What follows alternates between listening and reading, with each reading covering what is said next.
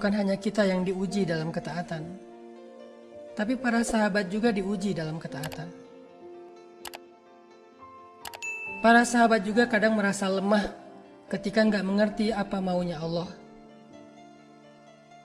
Tetapi walaupun mereka sempat melemah, walaupun mereka sempat membantah, walaupun mereka sempat berat hati dengan perintah dan keinginan Allah, mereka membuktikan bahwa mereka orang yang beriman. Mereka tetap taat kepada Allah dan Rasul, walaupun berat. Ini teladan dari sahabat Nabi untuk kita, teman-teman. Karena kita sadar betul, kita ngerasain banget, gak semua perintah Allah itu mudah buat kita. Berhijab, gak semua orang ngerasa mudah berhijab. Jadi buat Mbak Siti yang sudah memutuskan berhijab kemarin, beberapa hari yang lalu, itu adalah sebuah pembuktian iman seperti yang dilakukan para sahabat dalam perang Badar. Gak mudah. Kalau cuma make doang secara tutorial mudah, tetapi secara moral kita akan dianggap sok soleh, sok suci, kita akan dijauhi sama geng kita akan bermasalah dalam pekerjaan, mungkin ada beberapa kontrak yang jadi batal gara-gara kita memutuskan berhijab. Banyak cerita-cerita seperti ini. Kita tahu banget, gak semua perintah Allah itu mudah untuk kita lakukan. Allah melarang kita pacaran, itu hal yang berat pastinya. Memutuskan hubungan dengan seseorang yang kita udah srek banget, tetapi hubungannya gak halal, sehingga kita harus putuskan demi mengikuti perintah Allah dan Rasul, taat kepada Allah dan Rasul, itu gak berat, pasti berat. Itu nggak mudah, pasti berat. Itu nggak mudah. Pasti ada rasa yang luar biasa, sesek di hati kita. Ada rasa khawatir yang luar biasa, takut dia jadian sama yang lain, terus kita nggak jadi nikah. Ada rasa takut kehilangan, dan berbagai macam ujian-ujian perasaan. Itu bukan hanya kita yang ngerasain, teman-teman. Sahabat-sahabat muhajirin dalam perang Badar pun merasakan. Tapi kalau kita thiqah billah, percaya sama Allah, kita percaya Allah itu gak mungkin ngecewain hambanya. Kita percaya gak mungkin gara-gara taat sama Allah terus kita jadi rugi. Kita percaya bahwa Allah punya rencana yang lebih baik untuk kita. Kita percaya Allah lebih tahu dan kita gak tahu. Maka ikutilah Allah. Walaupun berat, walaupun hati kita ngerasa sesak, walaupun kita nggak bisa ngilangin rasa khawatir yang luar biasa di hati kita, ikuti aja alur dan maunya Allah.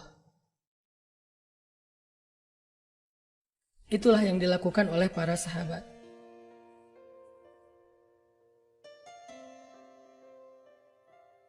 Itu yang dilakukan oleh kaum muhajirin. Mereka ikut kepada Nabi, menghadapi Abu Jahal, dan meninggalkan karavan dagangnya Abu Sufyan yang menggiurkan.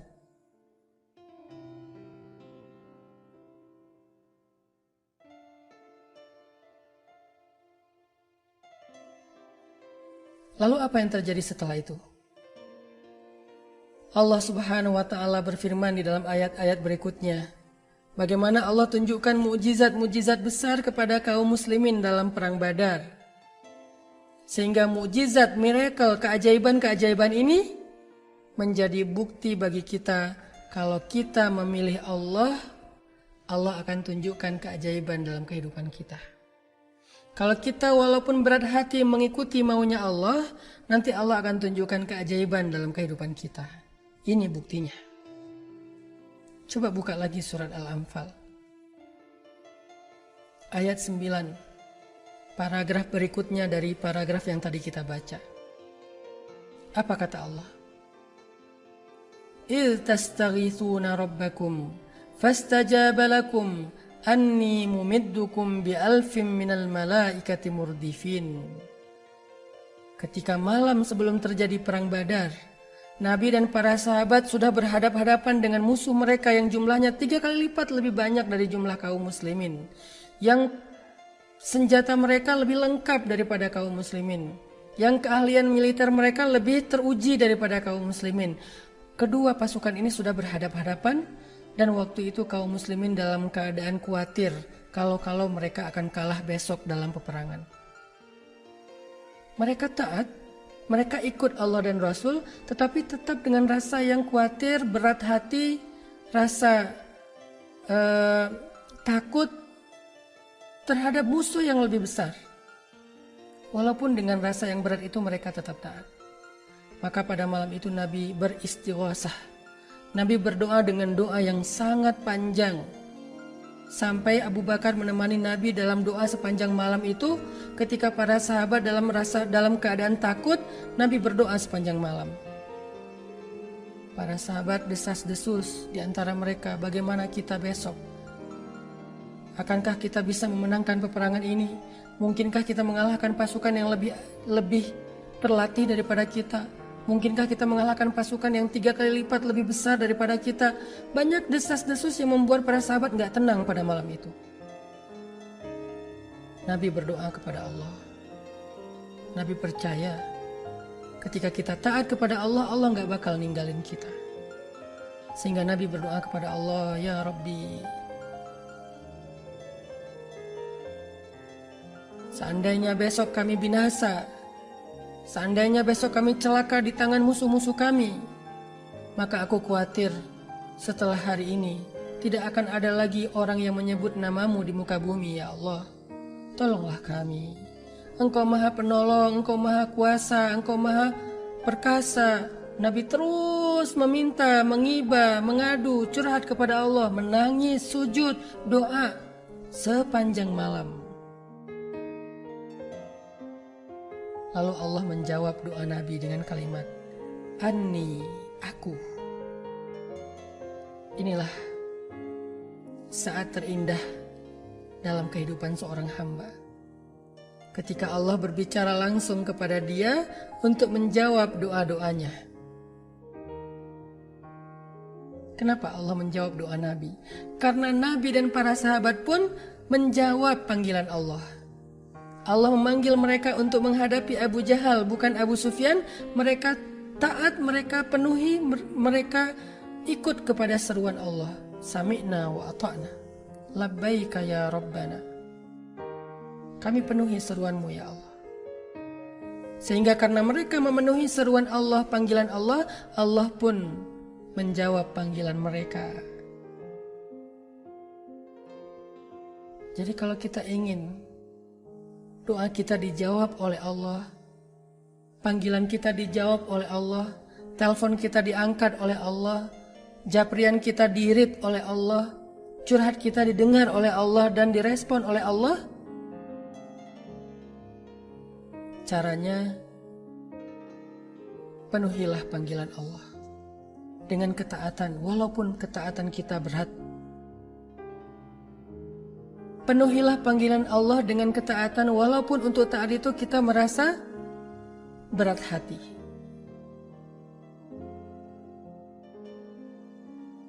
Allah menjawab doa Nabi dengan kalimat di ayat 9. Anni mumiddukum bi alfim minal malaikati murdifin. Aku akan mengirimkan untuk kalian pasukan dari malaikat untuk membantu kalian yang berjumlah 1000 malaikat. 1000 malaikat, kebayang gak? Berapa jumlah kaum muslimin dalam perang Badar? 314 orang termasuk Nabi. 313 sahabat plus Nabi 314 orang. Berapa jumlah musuh dalam perang Badar? 1000 orang. Sehingga kaum muslimin merasa khawatir mereka gak akan sanggup melawan musuh yang lebih besar. Lalu Nabi berdoa kepada Allah, minta pertolongan Allah. Apa kata Allah? Aku kirimkan untuk kalian 1000 malaikat murdifin yang turun secara berangsur-angsur, nggak putus-putus. 1000 malaikat turun 1, 2, 3 terus sampai langit dunia, sampai ke bumi itu dipenuhi dengan malaikat yang berbaris sebanyak 1000 malaikat berbaris murdifin. Kenapa Allah mengirimkan 1000 malaikat? Bukankah satu malaikat saja cukup untuk mengalahkan musuh? Kenapa harus 1000? Bukankah satu malaikat saja menghembuskan nafasnya ke arah musuh, musuh itu akan hilang, tidak berbekas?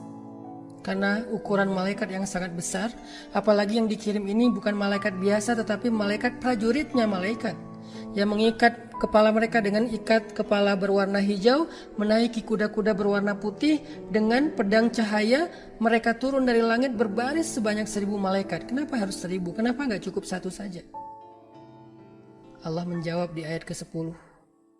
Wa ma ja'alahu Allahu illa busyra walitatma'inna bihi qulubukum wa man nasru illa min indillah innallaha azizun hakim.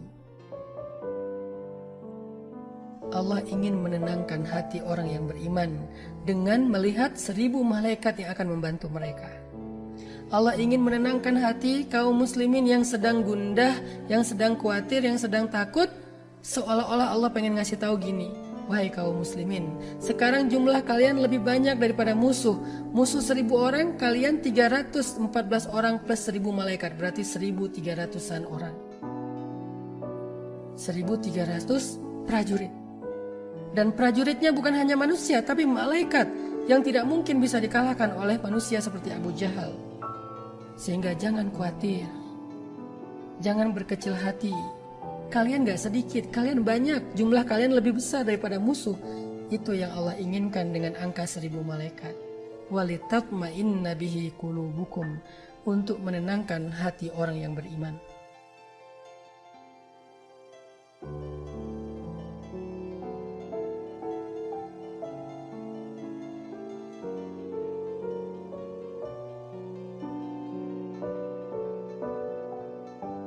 Sehingga setelah Allah menjawab doa Nabi ini, Nabi merasa tenang. Abu Bakar merasa tenang. Bagaimana dengan para sahabat? Apa yang terjadi dengan para sahabat ketika mereka dalam keadaan gelisah? Sementara Nabi baru tahu berita dari Allah akan dikirimkan 1000 malaikat besok. Apa yang terjadi di antara para sahabat? Allah menjawab di ayat ke-11. Idh yughashshikumun nu'asa amanatan minhu. Allah turunkan rasa kantuk, rasa mengantuk kepada para sahabat semuanya, sehingga mereka yang tadi gelisah, takut, gak bisa tidur, tiba-tiba serentak semuanya merasa ngantuk dan bisa tidur dengan lelap, supaya jiwa dan raga mereka bisa beristirahat. Lihat keajaiban ini. Sampai Allah meninabobokan mereka karena Allah sayang kepada mereka, karena Allah ingin membantu mereka, karena Allah senang kepada hamba yang taat. Sampai Allah ninabobokan mereka. Idh yughashshikumun nu'as, Allah datangkan rasa ngantuk di mata mereka. Allah ninabobokan, ibaratnya kalau bahasa sekarang dikasih mozat sehingga dia bisa tidur dengan nyaman. Kayak gitu banget Allah memperlakukan hambanya yang taat. Sehingga serentak seluruh sahabat tertidur pulas kecuali Nabi dan Abu Bakar yang terus berdoa. Tapi setan gak mau tinggal diam.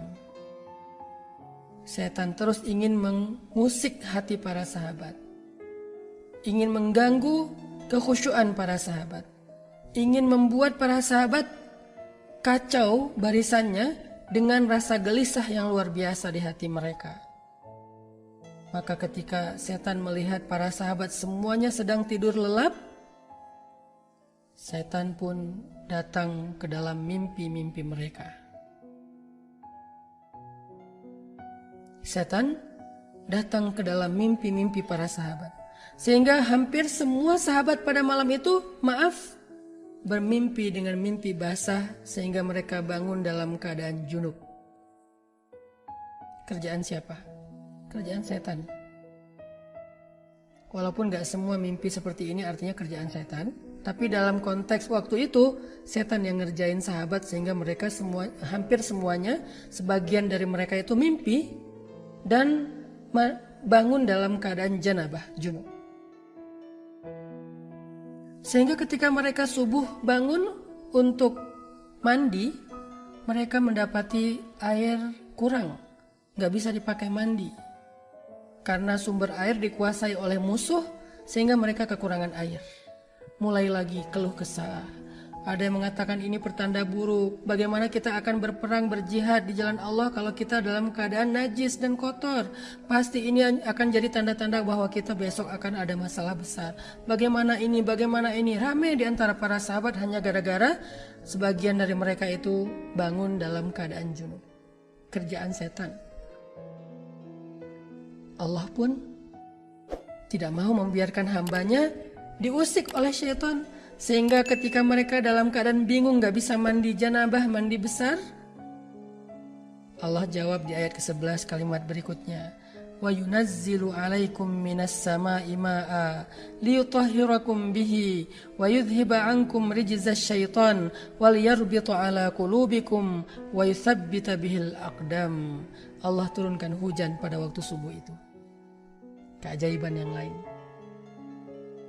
Allah turunkan hujan di waktu subuh itu, hujan gerimis yang sangat nyaman, yang sangat tenang, tetapi semua sahabat bisa mandi dengan puas dengan air hujan itu. Kenapa Allah turunkan hujan? Kata Allah, liyutahhirakum, untuk membersihkan para sahabat yang tadi dalam keadaan najis, dalam keadaan janabah, wa yudhhiba ankum rijzasy syaitan, untuk menghilangkan bekas-bekas kerjaan syaitan, bisikan syaitan, wal yarbita ala qulubikum, dan untuk mengikat kembali hati para sahabat yang mulai dalam keadaan lemah.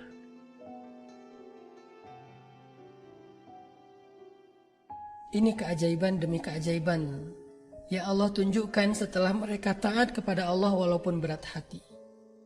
Allah dengarkan doa Nabi. Allah turunkan rasa ngantuk kepada mereka agar mereka bisa istirahat, agar mereka bisa tenang. Kemudian Allah turunkan air hujan sebagai rahmat untuk membersihkan tubuh mereka dan bekas-bekas kejahatan syaitan di dalam diri mereka. Dan yang terakhir yang paling besar, Allah kirimkan pasukan malaikat yang berjumlah 1000 malaikat yang turun murdifin, berangsur-angsur dari langit sampai ke bumi, yang dilihat langsung oleh pasukan musuh di siang hari ketika terjadi peperangan Badar, di mana para malaikat diriwayatkan dalam hadis-hadis turun menyambar pasukan musuh. Sehingga bisa dibilang perang Badar itu seolah-olah kaum muslimin hampir nggak berperang. Kenapa? Karena musuh justru ditangani oleh malaikat, bukan oleh kaum muslimin. Tadi di awal kaum muslimin merasa menghadapi Abu Jahal itu lebih berat daripada menghadapi Abu Sufyan. Menghadapi pasukan musuh yang berjumlah lebih besar daripada mereka akan menjadi pekerjaan yang berat. Tapi ternyata ketika mereka taat, Allah tunjukkan ternyata itu adalah pekerjaan yang mudah. Kenapa? Allah yang terlibat dan Allah menolong mereka. Malaikat yang akan menghancurkan pasukan musuh, sehingga kaum muslimin hanya mengambil bagian sisa-sisanya saja. Dalam perang Badar, bisa dibilang yang berperang itu adalah malaikat. Seolah-olah yang berperang itu adalah malaikat, bukan kaum muslimin. Kaum muslimin hanya melihat saja bagaimana musuh kocar-kacir disambar oleh malaikat, naik lagi, turun lagi yang lain, naik lagi, turun lagi yang lain. Malaikat yang memakai ikat kepala hijau, menunggang kuda putih, dan menyambar mereka dengan pedang-pedang yang bercahaya, sehingga musuh lari kocar-kacir. Kaum muslimin seolah-olah hanya melihat saja, kecuali hanya mengambil bagian sisa-sisa dari musuh yang mengarah ke arah mereka. Sehingga kaum muslimin mendapatkan kemenangan yang besar setelah itu. Ada satu kejutan lagi setelah terjadi perang Badar yang Allah sediakan untuk kaum muslimin. Tahukah kita apa kejutan itu? Allah sampaikan kepada Nabi, katakanlah kepada semua ahlu Badar, semua mujahid Badar, semua pasukan kaum muslimin yang ikut dalam perang Badar, if'alu ma syi'tum, hiduplah dengan apa yang kalian inginkan. Allah telah mengampuni dosa kalian yang lalu dan yang akan datang, dan Allah menjaminkan surga untuk kalian semua. Itu kejutan hadiah keajaiban yang paling istimewa yang Allah berikan dalam perang Badar. Mereka dijamin akan diampuni dosa-dosa di masa lalu dan di masa yang akan datang. Dan mereka dijamin masuk surga tanpa hisab. Masuk surga tanpa hisab. Begitu bangkit dari kubur di padang mahsyar, langsung disambut oleh malaikat-malaikat yang ikut berperang bersama mereka di perang Badar. Yuk masuk surga rame-rame. Sekaligus mereka semua masuk surga tanpa melalui hisab. Allah mudahkan jalan mereka ke surga. Itulah kejutan yang paling istimewa yang Allah berikan kepada ahlu Badar, para sahabat yang ikut dalam perang Badar, setelah ketaatan mereka kepada Allah walaupun dengan berat hati.